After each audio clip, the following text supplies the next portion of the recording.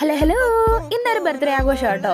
അപ്പോൾ നിങ്ങൾ ചോദിക്കരുത് വന്നിപ്പോൾ ബർത്ത്ഡേ ആഘോഷം മാത്രമേ ഉള്ളൂ എന്ന്. ഫ്രണ്ട്സിൻ്റെ എണ്ണം കൂടുന്നതനുസരിച്ച് ഇങ്ങനെ ബർത്ത്ഡേ ആഘോഷമൊക്കെ വന്നിരിക്കും. അപ്പോൾ ഈ ബർത്ത്ഡേ ആഘോഷത്തിൻ്റെ പ്രത്യേകത എന്ന് പറഞ്ഞാൽ ഞങ്ങളെല്ലാവരും കൂടെ ചേർന്ന് ഒരു റെസ്റ്റോറൻറ്റിലാണ് ഇത് ആഘോഷിക്കുന്നത്. ഞാൻ ചോദിക്കാൻ ചെന്നപ്പോൾ തന്നെ അവർക്ക് ഭയങ്കര സന്തോഷമായിരുന്നു. ഓ അതിനെന്താ നിങ്ങളിവിടെ ചെയ്തോ, നിങ്ങൾക്ക് വേണ്ടി റിസർവ് ചെയ്ത് വെച്ചേക്കാന്നൊക്കെ പറഞ്ഞു. പക്ഷേ ഞങ്ങൾ തന്നെ ഞെട്ടി. അവർ ഓരോന്നൊക്കെ ചെയ്ത് കണ്ടപ്പോഴേക്കും ഈ കേക്കിൽ കത്തി വരുന്ന സാധനമൊന്നും ഞങ്ങൾ മേടിച്ചു കൊടുത്തൊന്നുമല്ല കേട്ടോ. അവർ ബാക്ക്ഗ്രൗണ്ടിൽ ഹാപ്പി ബർത്ത്ഡേയുടെ പാട്ടൊക്കെ ഇട്ടിട്ടുണ്ടായിരുന്നു. പൊളിയായിരുന്നു.